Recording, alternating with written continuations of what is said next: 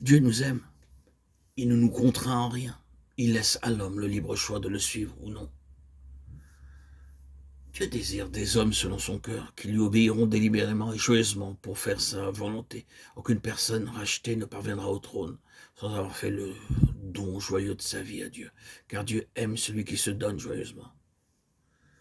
Dieu a choisi Christ comme le modèle et l'étalon de mesure auquel nous devons être conformés.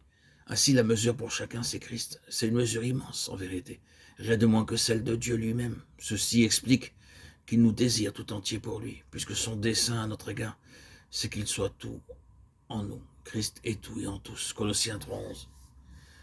Dieu met à part pour lui ceux qui sont une offrande, un holocauste. C'est ce que nous voyons en Lévitique chapitre 8. Les sacrificateurs n'étaient consacrés que sur la base de l'holocauste. Il en est de même de nous. Entendre la voix de Dieu, servir le Dieu vivant, la marche par l'esprit dans sa dépendance, tout cela est subordonné à l'entière consécration. Qu'est-ce que l'entière consécration? C'est se donner entièrement, sans partage à Christ, comme Christ s'est donné entièrement et sans partage à Dieu.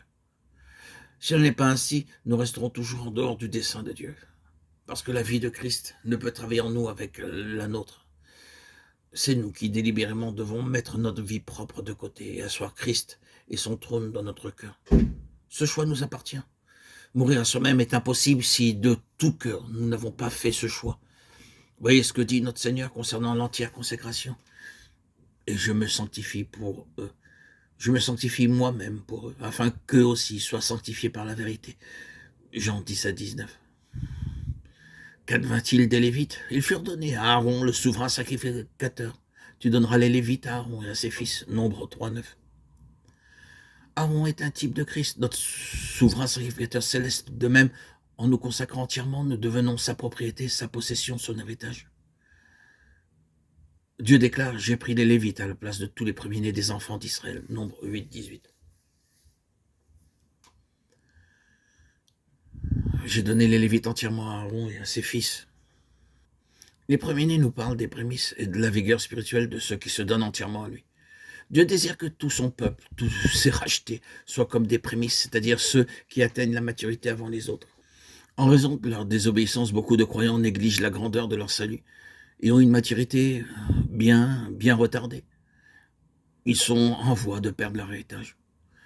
Pour cette raison, Dieu aujourd'hui adresse encore à son peuple que nous sommes son appel à venir à lui pour nous consacrer entièrement afin d'être mis à part pour Christ et incorporés pour bâtir avec lui sa maison spirituelle. Aussi, ce que Dieu n'avait pu réaliser avec tout Israël, il le réalisera avec les Lévites. De même aujourd'hui, que le désir et la volonté de Dieu est que tout son peuple soit un peuple de vainqueurs. Il sait cependant que tous ne le suivront pas. C'est pourquoi, une fois encore, son appel, qui est pour l'Éternel, se fait entendre. Ainsi, le message de Dieu s'adresse à celui qui vaincra. Chers amis, auditeurs, auditrices, bien-aimés en Christ, que le Seigneur fasse de chacun de nous des vainqueurs. Nous sommes non seulement appelés à être sanctifiés, des vainqueurs, mais nous sommes appelés à être des saints.